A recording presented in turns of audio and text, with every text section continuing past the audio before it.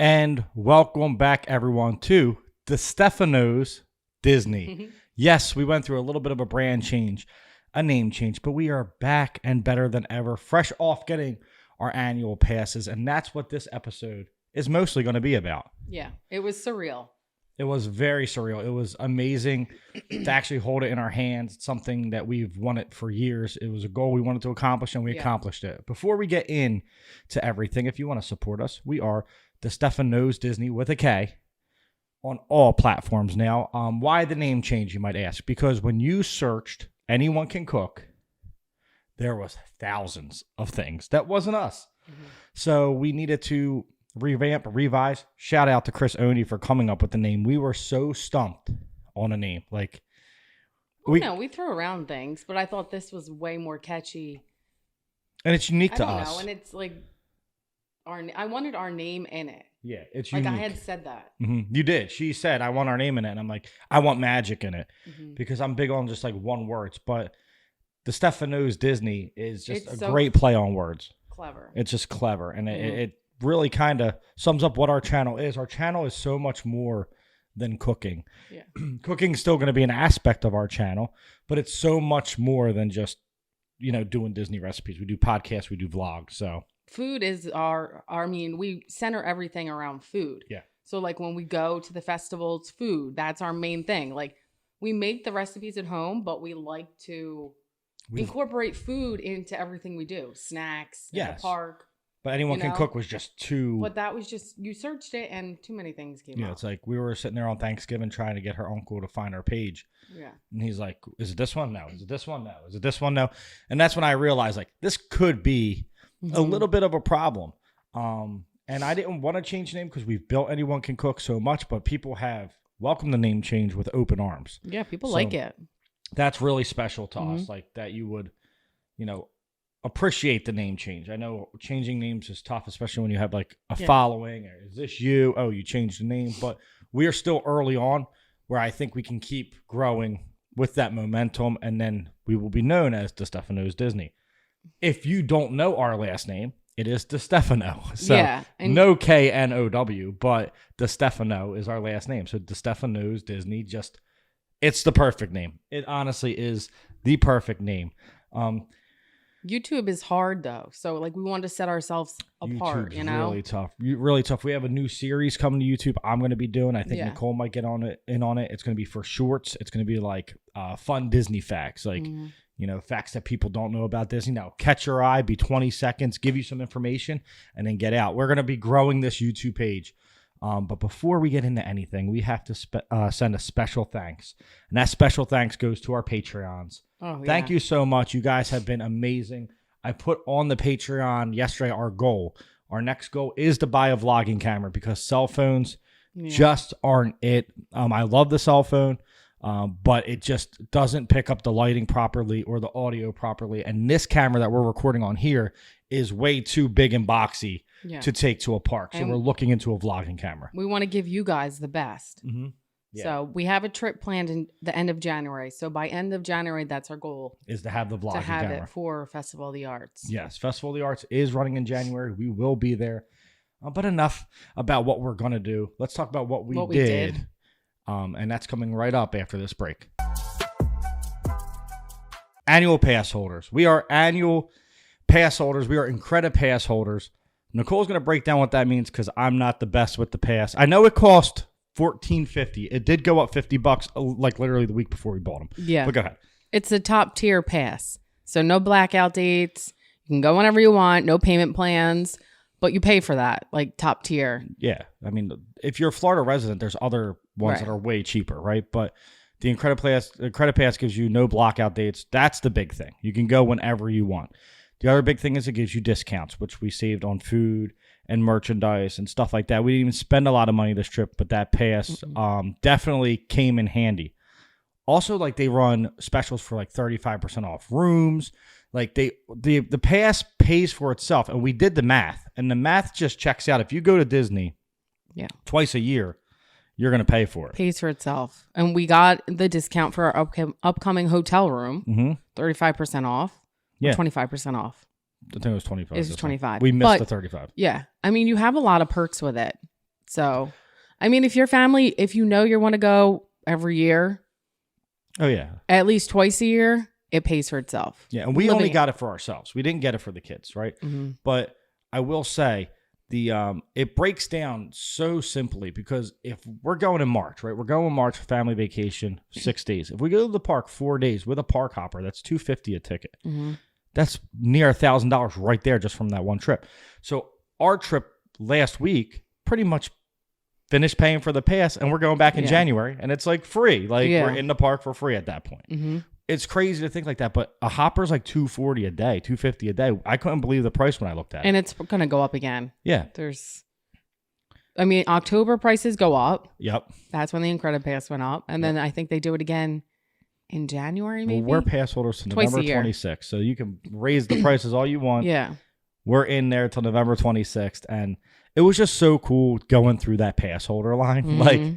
Like the simple things, right? Like, you know, when Disney goes, "Are you a pass holder?" and you're like, "Yeah." Like you just I didn't know how to do some things though. Like he had his magic band. I didn't have a magic band. No, yeah. So it took a little bit for me. Like I thought you could just scan it on your app. Like I didn't know. It was the first. I lost my card. Yeah, she lost her card. First day. No, that was the second day. That was at Hollywood Studios. She's like, "You have my card?" I'm like, "I gave it to you." She's like, "No, you didn't." I'm like, "Yes, I did." Gone. Probably fell out of her bag or something. We went on some rides. We had some fun. But the first day, as annual pass holders, you got to start with the castle. Right? Oh, yeah. You got to start with the castle. We went to Magic Kingdom. I love Magic Kingdom. But what we realized on this trip is Magic Kingdom is not my favorite park. No. Because, you know, a piece of the magic was missing. Like, we saw a bunch of families. We didn't have our kids. And that's like what makes it magical is having the kids. It's more of a kid park. Yeah. Epcot Hollywood Studios, I did not feel that at all. Well, I mean, and Magic Kingdom is just the congested park. Everybody wants to be there. Yeah. Animal Kingdom, Epcot, and Hollywood Studio. I mean, Hollywood Studios gets crowded, but nothing like Magic Kingdom is just everybody wants to go there. Hollywood Studios night was such a vibe. I feel like it's just chill. It's Animal Kingdom in the morning was a vibe. We got on Avatar in 20 minutes. Mm-hmm. That's crazy. I've never been on Avatar. I think it's a little overrated if I'm being honest. That's going to be an unpopular opinion. It's soaring, but you're on Avatars. Mm. Like when you go, hey, what's the best ride in Animal Kingdom? I'm going to go Everest because to me, that's a ride. They built that roller coaster. Like it's not a screen in front of you. It is a legit roller coaster where you're dropping 80 feet. You know what I mean? Like I'm like old school like that. Like I think Avatar's a little overrated, but I get why people love it. I don't want people to think, oh, it's horrible. Like it's an amazing ride visually. I don't do well with the glasses rides either. Even like Ratatouille kind of gets me a little bit because I have those glasses on and it messes me up a little bit. I don't know why. I just like to be immersed in it. So like, I don't know. Sitting on that, you feel like you're on the Banshee. Oh, it was beautiful. I mean, it was beautiful. I don't know. I just think it's so cool that you can do that with a ride. You went on Everest for the first time. So, yeah. Mm-hmm. How's that? I was kind of scared. Like, I mean, it's a great roller coaster. I'm surprised my 8-year-old went on it. She was blind when she takes her glasses off, so she can't even really be scared. It's a great roller coaster. It's not bumpy. Like, it's smooth. No, it's not like what is it? Big Thunder. I like Big Thunder, though. I'm anti-Space Mountain because Big Thunder rocks you around, though. Yeah, not as much as Everest. It's shooken up off Everest, though. I was like, woof.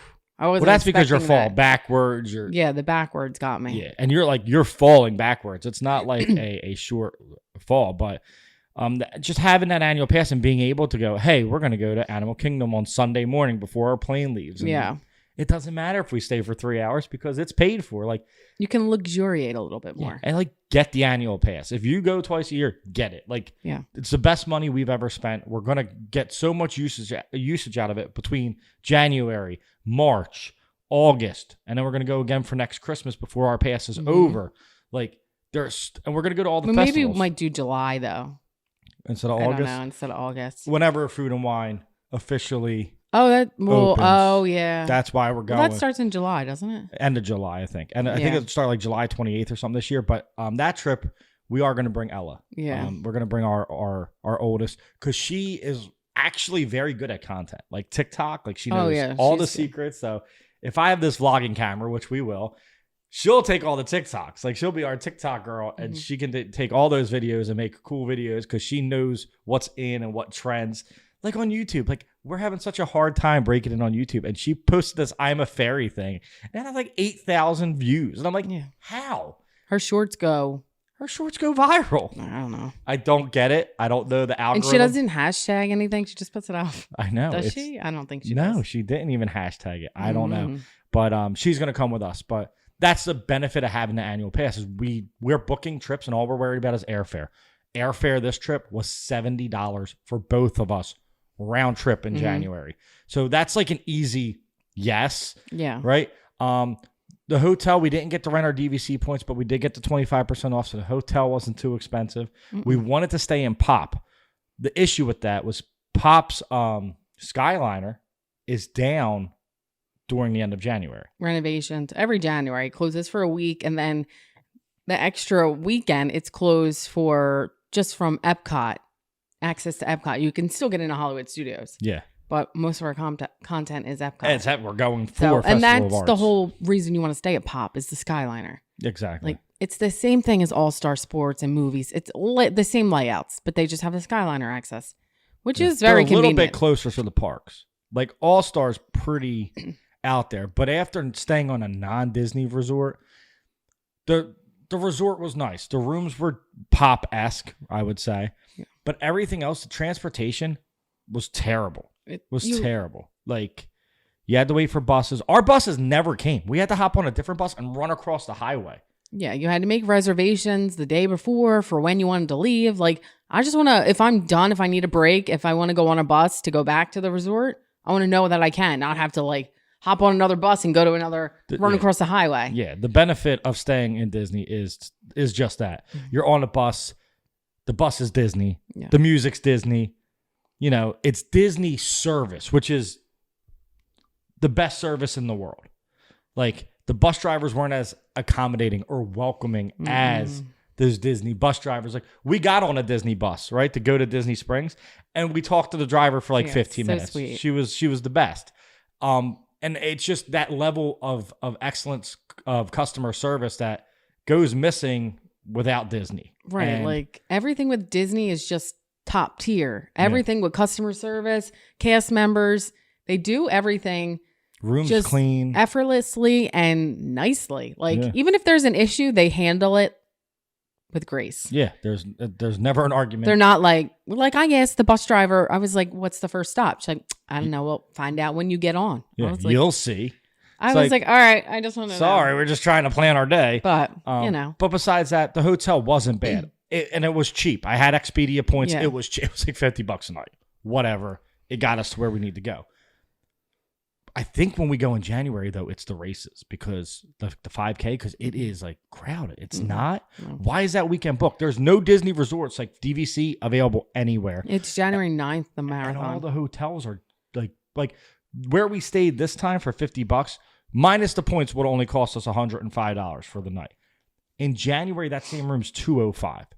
I don't think anything's going on with Disney. I think that it's just the promos they put up. Yeah. The kids, the dine, had 50% off. It's time to go. It's the time all to the promos. And usually January and February and March are like, well, January and February is Disney slow times. Yeah. But I don't think they have slow times anymore. No, I think the slow times are over with.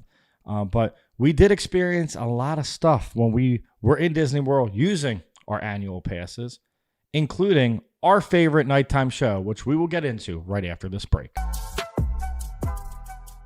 So we experienced the greatest show.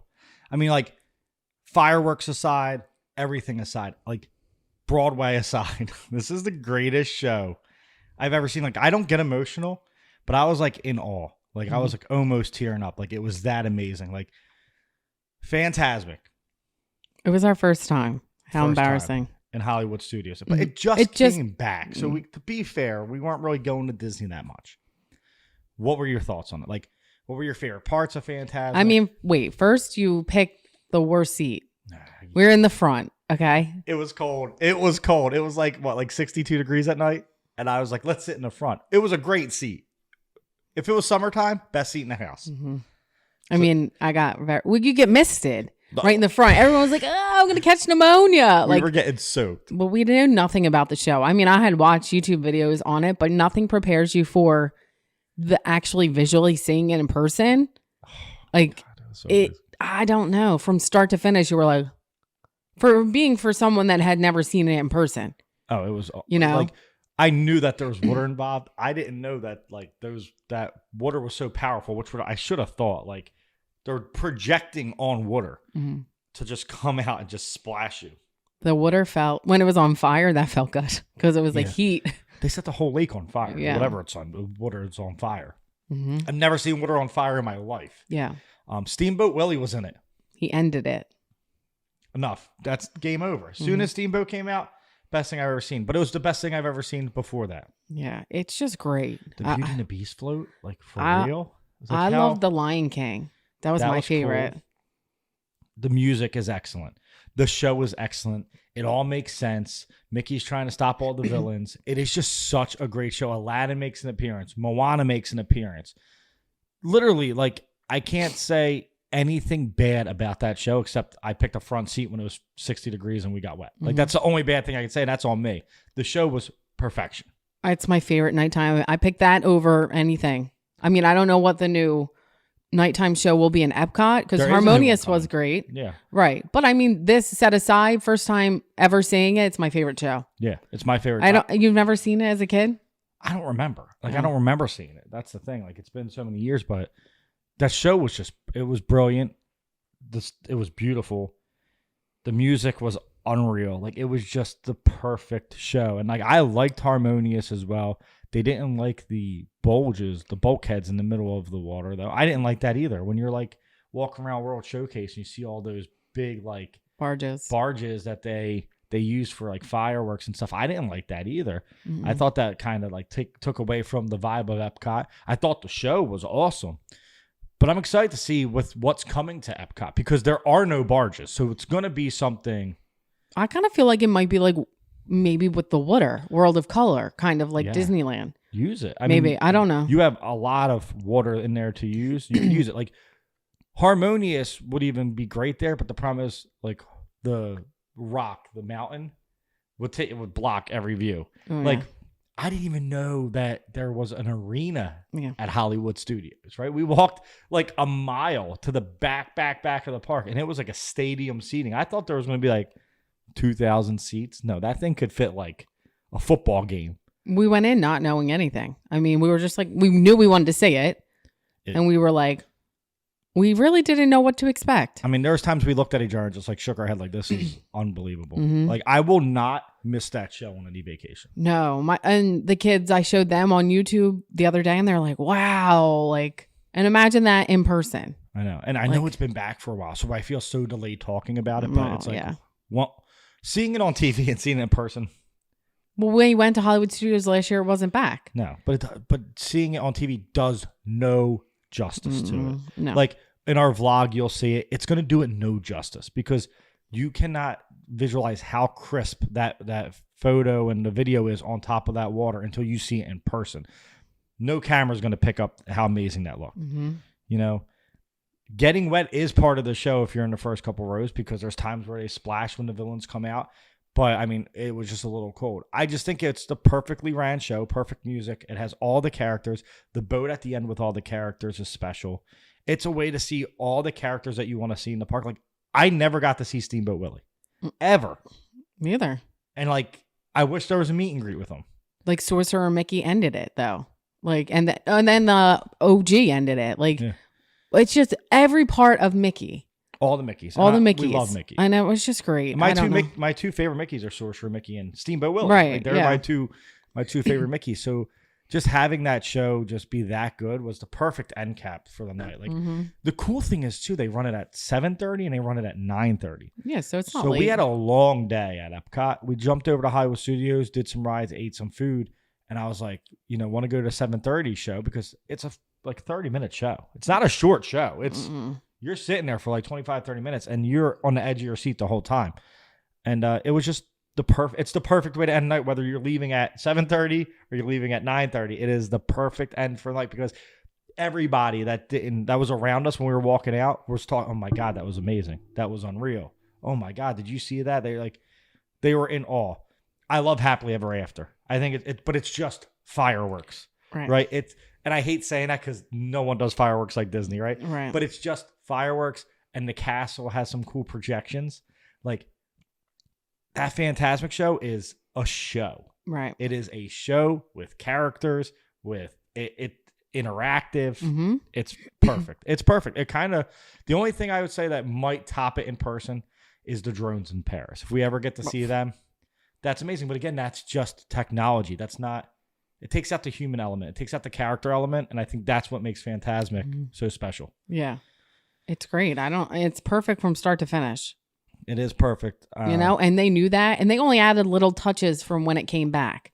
Like I think Moana was new. Yeah, the newer people. Right. But they only added touches. They left everything alone because they know they have a great show. They nailed it. Yeah. You can't improve perfection. Like you feel old school Disney with new. Yeah. And I think you have to have Frozen. You have to have Moana. They're but it's nice hits. to see like Pocahontas, Mulan, Seeing Mulan was cool because you don't see her anywhere. Mm-hmm. I would like there to be a Coco section of it. Like not enough Coco in Disney World. There wasn't Pixar. I don't care. Not enough Coco anywhere. Mm-hmm. Okay. At Halloween, they get Ernesto de la Cruz in Disneyland. We don't get anyone. And we deserve Coco. We get the better parade. Justice for Coco. We do get the better parade.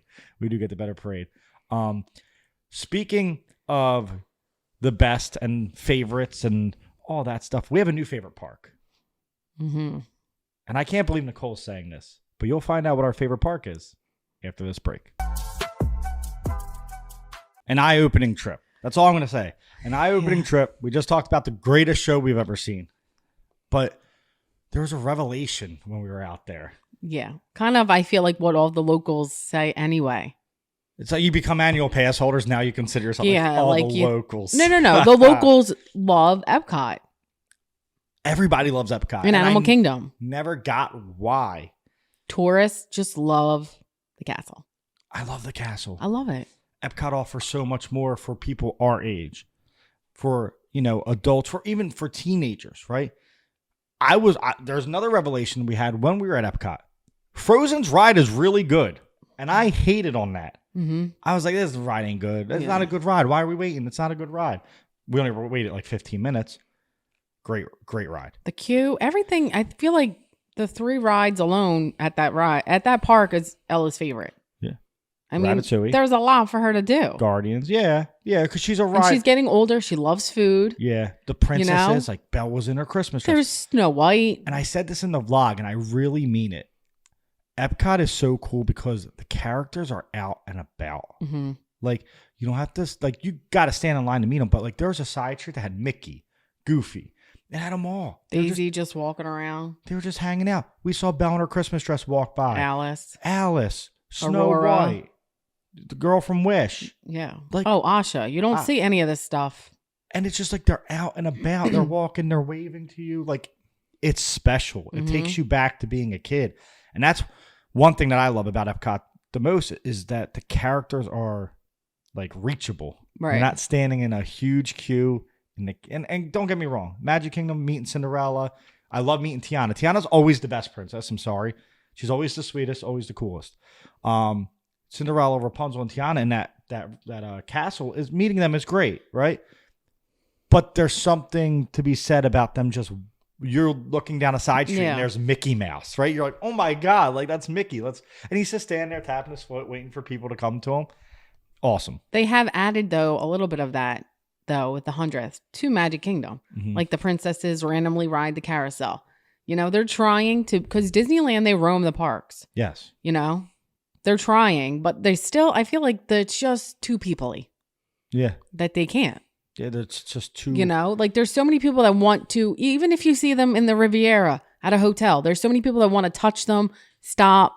They can't. They just wave and their person that is holding the camera will shake someone's hand. They don't touch them, Yeah. And it's hard for a kid that sees Mickey. They want to go and touch him. They want to hug Mickey. Yeah. They want to hug Mickey.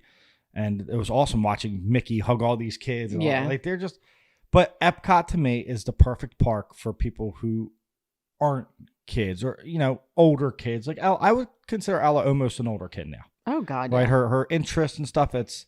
She loves the princesses, but she'd rather ride the rides. Right. She wants to ride the rides. She's a ride kid, and Epcot's perfect. And she loves food, so Epcot's perfect. She's not one of the picky eaters. Frankie is still 4, wants to see the princesses, doesn't eat, wants chicken tenders.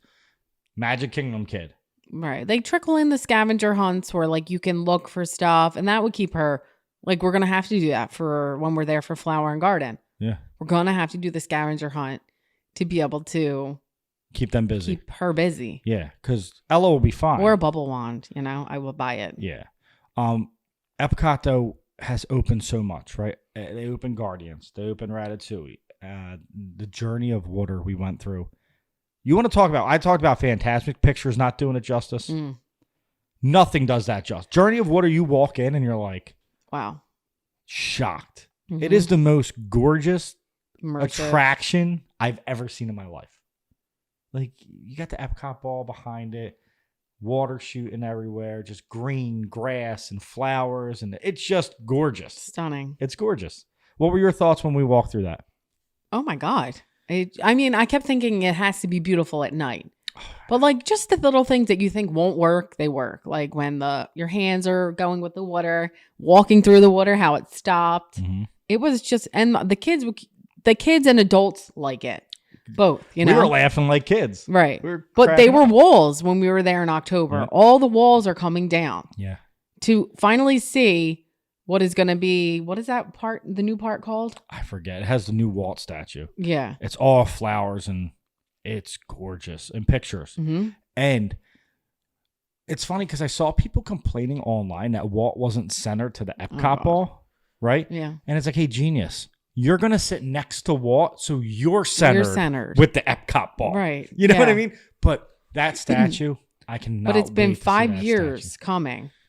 It looks, all the walls are going to be down. Right. Maybe when we go, all the walls might be gone. And I've never seen Epcot without walls, ever.